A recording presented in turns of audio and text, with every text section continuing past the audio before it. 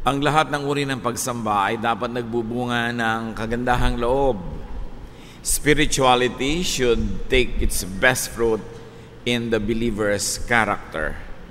Now, irresponsible borrowing and lending can destroy not only our testimony, but also our relationship with other people.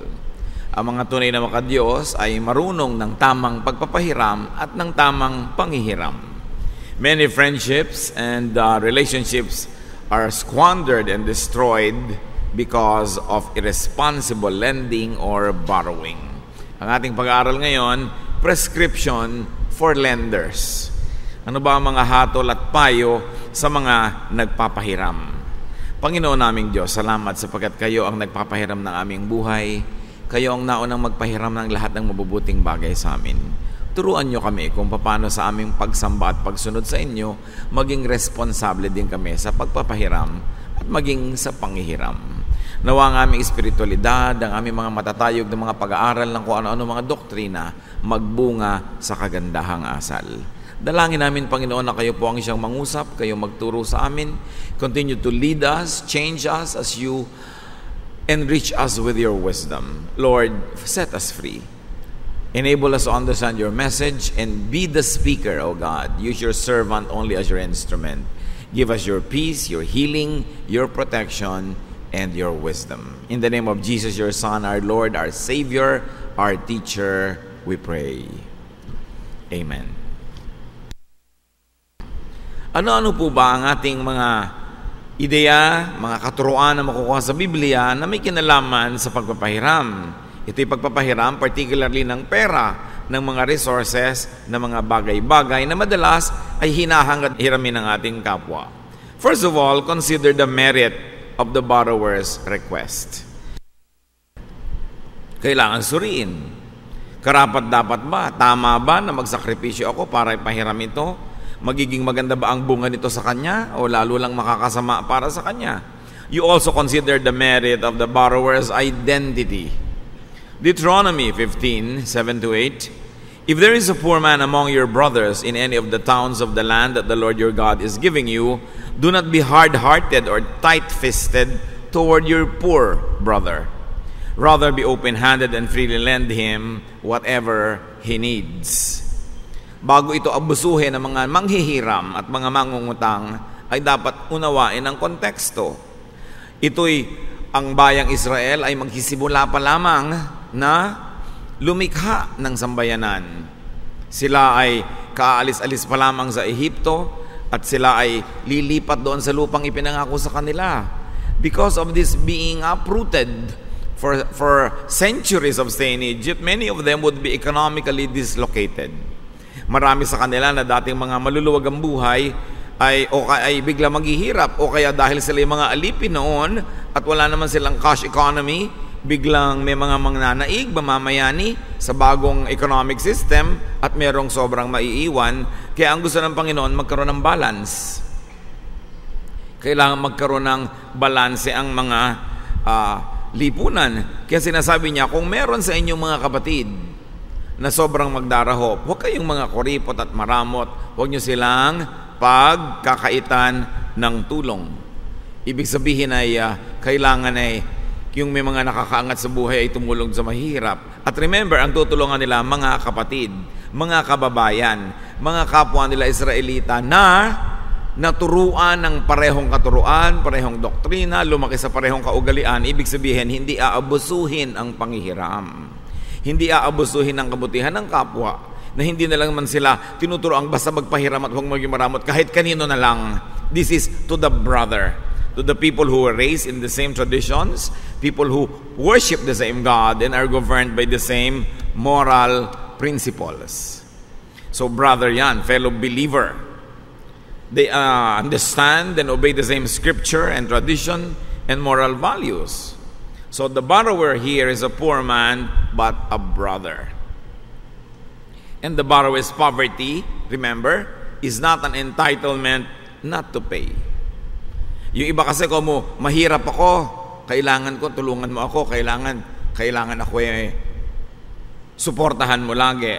Sapagkat yung mga kapatid na lumaki sa tamang turo rin, ay kailangang maging maingat din sa pagbabayad. So tinuturuan kang huwag maging maramot kasi tinuturuan din yung nangungutang na magbayad ng tama. Another prescription is to lend under clear terms. Kailangan ay malinaw ang usapan. Like the biblical covenants of the Old Testament. Malinaw ang aking pananagutan sa iyo, ang pananagutan mo sa akin. Malinaw ang usapan sa amount, schedule of payment, and interest if there is, at least the cost of money. Siyempre, kung umutang ka naman, nagpautang ka, yung pera mo, kung nasa bangko, kumita na sana na interest, ipinautang mo, ito-solid sa'yo after so many months and years, the same numerical value nung inutang nung matagal na, lumiit na yung halaga ng pera, hindi siya kumita ng interest or investment, paano yun? So, kailangan merong malinaw na usapan. And if possible, put everything in writing, especially when dealing with relatives. Meron pa akong isang kilala na may kaya-kaya silang mag-asawa at yung kapatid ng asawa niya, isang katerbang kapatid na laging utang ng utang sa kanila, hingi ng hingi, utang ng utang. Ito namang hipag, pinapapirman niya bawat utang, bawat hingi. Dahil alam niya naman yung mga mangungutang, ang sakit niya na yung makalimot. Aba, ang tingin itong mga nangungutang na mga kapatid, masama ang ugali ng hipag nila. So, nung dumating na ngayon ang hatian ng manahan, dapat wala nang manahin lahat yung mga kapatid dahil nautang na nilang lahat. Tapos sila patong malalakas ang loob na gusto pa malalaki yung mga mana nila. Iba siyempre yung may record. Kung ikaw naman yung nagpapautang, gusto mong patawarin na lang later, it's up to you. Pero kung gusto mo pang matuloy ang singilan, maganda yung may record. And if pag lagi kayong inuutangan, magpa-imprenta na kayo ng form. Pro forma na para filling the blanks na lang. At iba na yung may record kasi talagang alam nyo, napakadaling lumimot ng nangungutang. Prescription for lenders, lend only what the borrower can pay. Ano ba ang pwedeng bayaran ng mga borrowers? Umuutang sa inang 3 milyon, alam mo namang wage earner, ano ibabayad niyan kahit mabuhay yan ng 5 beses? Hindi naman niya kayang bayaran yon. Overlending destroys the lender and the borrower. Hindi naman pala kaya. So give the rest if you want. Kung gusto niyong maging mapagkawang gawa, sabi mo, alam mo, sa tingin ko, huwag ka naman magagalit, ito lang kaya mong bayaran. So ito lang ipapautang ko sa iyo. O yung iba, ibibigay ko na lang sa iyo. Total, hindi mo rin yan babayaran at hindi mo mababayaran, magkakasira lang tayo. No? At kayo naman, kung umuutang at binigyan na kayo, ibig sabihin, huwag na kayong umutang ng dagdag pa. Binigyan na nga kayo no? So kailangan marunong ka ring makiramdam. Another advice to lenders is do not support a borrowing vice. May mga tao, bisyo nila mangutang. Yun ang hobby, libangan. Huwag kayong magsuporta nun. Alam nyo na hindi na nila ito kailangan. Say no. If you like to say no, you are entitled to say no. It is your prerogative. Especially to unnecessary borrowing. Hindi natin na kakaila na yung mga inuutang nila hindi na kailangan, you can say no. May mga tao naman talaga ting umaga ang lagi nilang pagbuka ng mata nila ang iniisip kanino kaya makautang, sino kaya ang pwedeng mautangan. Titus 2:11-12, the context of it coming from the NIV, the grace of God teaches us to say no. We can say no. Ang problema naman, sabi niyo ba, di po ba sabi ni Jesus, do not refuse anyone who borrows? Remember, the context ng do not refuse is to the brother who is governed by the same moral laws, who obey the same God, and who act in the same traditional etiquette. In other words, hindi ka nagre-refuse kasi babayaran ka naman under the same ethical tradition. Pero kung alam nyo, manunuba ito, alam nga namang gusto kayong ipahamak ni Jesus at you will not refuse. Alam nga namang wala silang kapera-pera, gusto pa bongga yung debut ng anak, ang laki-laki ng hagdang bababaan, wala namang second floor. No? Ang arte-arte, hindi naman kaya, tapos papautangin nyo dahil sabi ni Jesus, do not refuse. Merong hangganan yung konteksto ng pag-a-apply noon. No? Kailangan na intindihan natin yon na sa brother. Doon sa ibig sabihin, pareho kayo ng pananalig, pareho kayo ng etiquette, pareho kayo ng Diyos na sinasamba at kinakatakutan. And do not forget that Jesus usually spoke in hyperboles, mga pagmamalabis. symbolisms for dramatic exaggeration, not to be taken literally all the time. Halimbawa, sa Matthew 5:39-41, "But I tell you, do not resist an evil person. If someone strikes you on the right cheek, turn to him the other also. And if someone wants to sue you and take your tunic, let him have your cloak as well. If someone forces you to go 1 mile, go with him 2 miles. Ito yung kasunod ng do not refuse anyone who borrows. Parang ganito. Sabi ni Jesus, pag manginang hold up sa inyo sa jeepney, sabihin nyo, meron pa ako sa bahay, halika, sumama ka pa. Sa palagay nyo, ganun talaga dapat ang application? Babae kayo, merong nang hold up sa inyo, sabi nyo, halika doon sa dilim, rapein mo pa ako. Pagka merong nandukot sa'yo, napansin mo, dinukutan ka, pagkatapos may natira pa, hoy, mandurukot, may isa pa ako ditong pocket. Hindi mo pa nadukot. Alam nga namang i-apply nyo ganun. Ito yun ganito yung sinasabi. It is not meant to be applied literally. Ang diwa ng buong mensahe ito, kung magkakagarulin lang, mabuti pa, maging mapagbigay na kayo. Huwag na kayong masyado matuos. Para nalang tahimik ang mundo. Yun ang konsepto. Hindi yung talagang literally, ibibigay nyo pa. Sinampal ka na sa kaliwa, ibibigay mo pa yung kanan. Pagka naging Kristiyano ka, ipinapaapi ka ni Jesus, ipinapadehado, pinapanakawan, pinapakawawa. Ganun ba yun? I don't think so. Sabi ni Lord, I came that you might have life and have it to the full. So careful in being too literal with all the interpretations. Kasi maraming mga talinghaga, maraming mga hiwagang salita, at exaggerated talaga.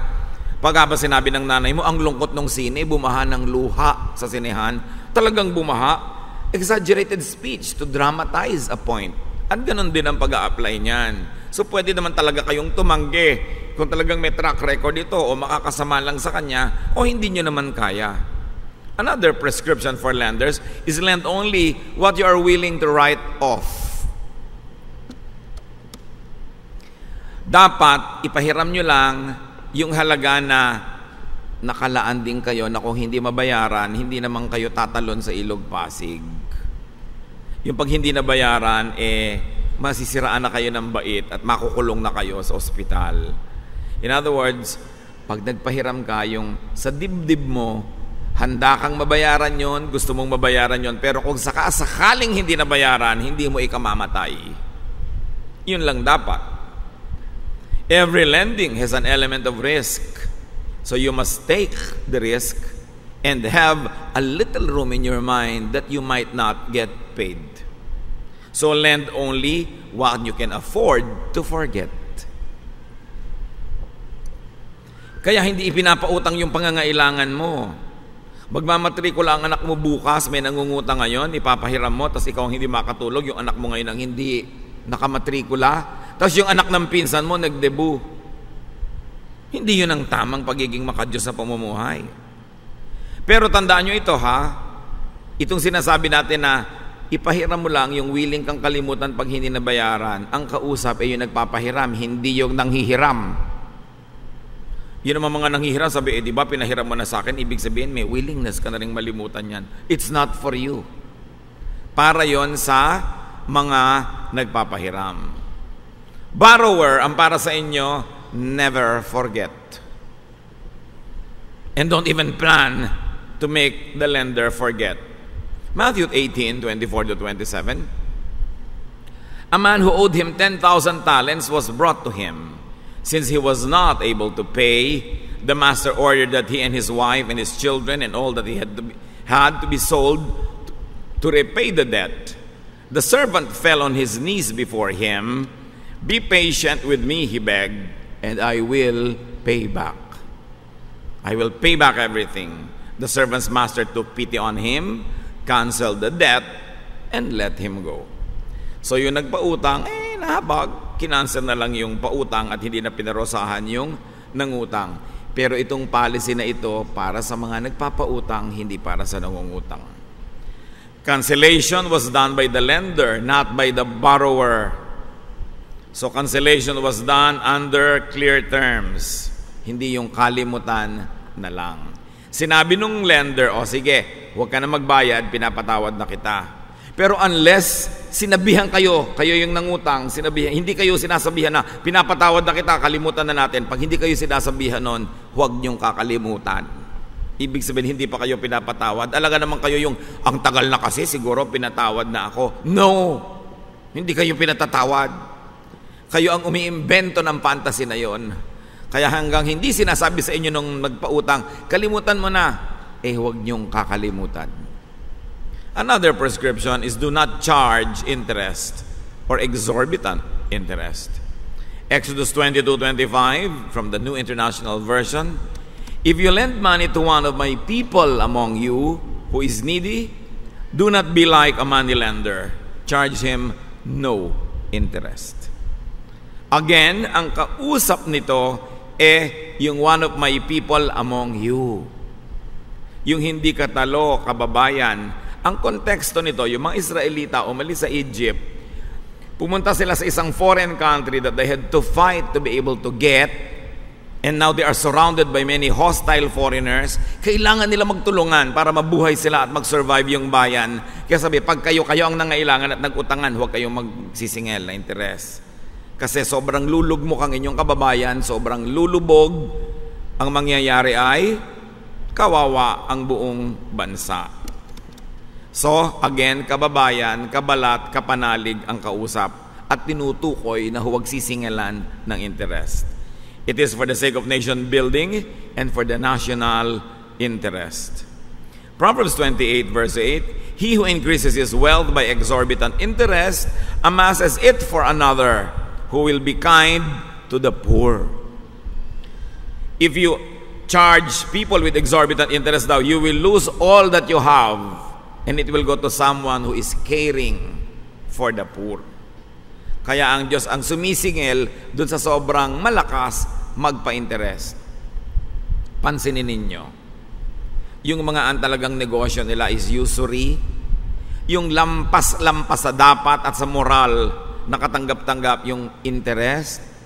Oo, nakakasingil. Pero one time lang silang masuba ng isang malaking nangutang, naubos ang kapital nila. O kaya naluluoy sila. Kadalasan ang mga sakit ng mga usurer, yung mga sakit na sila'y nangangayayat, natutuyot, nangangalirang, natatayangtang ang katawan nila. Yung pag may sakit siya, parang natutuyo siya, parang sinisip-sip siya ng kung anong maraming mga linta na invisible. Sabi mo, usurer ka ba? Madalas yun ang sakit. Yung mga sakit na natutuyo ang balat, naghihirap ang katawan, ang tagal mamatay. Kasi bawat patak ng luha ng mga kawawa na sobra nating ginigipit, sinisingilan ng malalaking interes, ay naiipon sa langit at dinidinig ng Diyos. Nadidinig ng Diyos ang bawat pighati at hinaing at mga impit na mga iyak ng mga kawawa na ginigipit ng mga nagsasamantala sa kanilang kahirapan. Tingnan ninyo ang mga sakit na yon. It's very common. O just open your eyes. So, another reminder to lenders, consider the blessing in lending. Proverbs 11:25, a generous man will prosper. He who refreshes others will himself be refreshed. Pag ikay mapagbigay, mabait, sa tamang baitan at bigyan, hindi ito indiscriminate to whom it may concern kabaitan. Ito yung mga sa karapat-dapat, sa mga disente. Tinutulungan mo yung marunong magbayad, pinapautang mo ng kapital yung may kakayahang magnegosyo, hindi yung gusto nga magnegosyo pero bulagsak naman, nakakapitong bagsak na yung negosyo niya dahil magnenegosyo, hindi babantayan, hindi tatao doon, papabayaan, hindi na dapat pinapautang yon dahil dadami lang ang nauubos sa pera. Psalm 37:25-26, I was young and now I am old, yet I have never seen the righteous forsaken, or their children begging bread. They are always generous and lend freely. Their children will be blessed. Pag may magulang na mapagbigay, mapagparaya, generous, palabigay, yung mga anak ang nagbe-benefit. Sabi ni Lord, alam nyo, hindi ko papabayaan ang mga anak ng mga taong marunong magbigay sa kapwa. Yung mga anak namang mararamot, nanay, magbibigay na naman kayo. Tatay, magbibigay na naman kayo. Hindi nila alam, sila yung nagbe-benefit pag mabuti ang magulang nila. But remember, intelligent, responsible generosity. Hindi yung mali ang binibigyan at patapon ang pagbibigay. Hindi yun. Yung mahusay. And finally, another prescription for lenders. Consider lending as a giving back to God. Kaya ka lang naman may naipapahiram kasi nauna ka nang nabigyan ng Diyos. Kung di ka naman binigyan at pinahiram, saan ka naman kukuha ng ipapahiram sa kapwa? Proverbs 19:17, He who is kind to the poor lends to the Lord, and He will reward him for what he has done. Pag mabuti ka daw doon sa mga mahirap, lalo mahirap na responsable, masipag naman, naghihintay lang ng break. Hindi yung mahirap na tamad, batugat, irresponsable, lasinggero, nagda-drugs, nambubugbog ng asawa, sugarelo pa, tapos mahirap, tapos hihingi sa'yo. Hindi yun. Yung mga mahihirap na matitino, nagsisikap, mga marunong gumanti, hindi man makapagbayad ng pera, narito, nandun yung katawan niya, handang itulong sa'yo. Yun ang mga masarap mga tulungan at mga dapat tulungan. Hindi yung mga linta na sumisipsip sa dugo ng kanilang mga kamag-anak. Tapos wala naman silang ginagawa para sa kanilang mga sariling mga pangangailangan. Hindi como poor qualified. Hindi tayo tinuturuan ng Diyos sa mga konsinte ng mga tamad at ng mga masasama ugali. Kailangan responsible giving. At sabi daw, pagka ikaw ay mabait sa ganitong uri ng mahihirap, lalo yung mga mahihirap na kahit na hindi naman tamad, kasi may sakit. O sobrang bata pa, hindi pa niya kaya maghanap buhay. O sobrang tanda na, hindi na niya kaya. Yan ang mga talagang dapat tinutulungan. Pero yung laki-laki ng katawan, ang dami-daming muscle at tato, tapos hihingi sa'yo ng pang-load. Aba, hindi tinutulungan niya mga yan. Bato, gusto mo kamo, kainin mo itong bato. Total, parang bato yung muscle mo. No? Hindi yung kinukonsenti mo.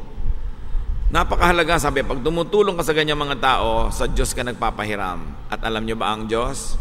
Papayag ba ang Diyos na may utang siya sa'yo? Pinahiram mo, hindi pa dumadating sa kanya yung pinapahiram mo, binabalik na niya. Because God will be no man's debtor. Hindi papayag ang Diyos na siya tong may utang sa tao. Kaya pag nagbibigay ka sa mahirap, para ka nagbigay sa Diyos. Nagbigay ka sa Diyos directly, aba hindi pwede, hindi niya ibabalik. At salagay siya ang may utang na loob sa'yo. Yung mga iba, hindi lang nila alam ang secret ng maluwag na buhay. Yung nagbibigay ka ng tama sa tama. Yun ang magiging ang Diyos tuloy, lagi niyang ibabalik ng ibabalik. Responsible, wise, and godly lending is a ministry. It's a ministry. At kung tayo ay meron naman talagang pampahiram at inilalaan natin yun sa ganung ministry, hindi ka na kailangan daingan. Alam mo naman ang pangangailangan ng kapwa, ikaw na nag-aalok. Gusto mo pampahiramin kita? Pagka naman ikaw yung naalok, kailangan ko nga po, ganito ang gagawin kong pagbabayad. Hindi yung bigla ka nalang hindi kikibo, tapos bahala na lang kung kailan. Kailangan responsible borrower ka rin. Now, make sure you protect your fund so it returns and you could lend to others. Hindi yung pabulagsak. Ngayon, sa mga hindi na nabayaran, halimbawa, nagpautang kayo, hindi kayo nabayaran. Sabihin yung hindi pa lang nababayaran. Hindi pa naman tapos ang buhay Ipanalangin nyo na mabayaran pa rin kayo. And remember that God already advanced to you. That's why you were able to lend. So kung talagang hindi na kayo nabayaran, isipin yung, teka, baka naman ako ang nagbayad sa Diyos. May pinautang akong tao, karapat-dapat namang pautangin. Hindi naman mapagsamantala, hindi naman tamad, hindi naman abuso. Tapos talaga lang hindi pinalad, hindi na nakabayad. Baka naman yun ay hindi ko pautang. Baka yun ay bigay ko sa Diyos at ipinabigay niya sa akin doon sa tao na yun. Niluluwag-luwag ang dibdib mo na hindi ka na nakakolekta. Total, ipinanganak ka naman o hindi mo hawak-hawak yung perang ipinautang mo Binigay lang din sa'yo ng Diyos. So kung talagang tama ang paraan ng pagbibigay, tama yung binigyan at hindi na bumalik, ituring mong nagsukli ka sa kabutihan ng Diyos. Sabi niya, whatever you do to the least of this, you do to me. And God has already advanced such kind of blessing, so you should be thankful. Remember, this idea is not for the borrowers to even dream about. This is for the lenders, na hindi dapat itong aabusuhin. Ano mga relasyon natin ng mga nasisira dahil hindi tayo nagpahiram? Tayo rin naman ang makakasabi, kung hindi ko ito papahiramin, may ipapahiram naman ako, magkakasira kami. Anong papahalagahan nyo sa buhay? At napaka-importante, merong ganong ministry. Yung ministry ng kaluwagan, sinabi ni Lord sa kanyang mga hinirang, you will never borrow to anyone, but you will be the one to always lend. So kung tayo ang binebless na nakakapag-lend, huwag isasama ng loob. Isipin natin na blessed tayo kaya tayo nakakapagpahiram. Once more, ulitin ko para sa lender yan, hindi sa borrower, huy, blessed ka naman, kaya dapat magpa-lend ka. No, wala kayong karapatang magsabi nun. No? Ang dapat nagsasabi nun, yung nagpapahiram. Ilalagay natin ang ating mga sarili sa tama. Gusto ko kayong hamunin ngayon mga kapatid, baka meron kayong mga pautang na ang tagal-tagal lang hindi naman nababayaran.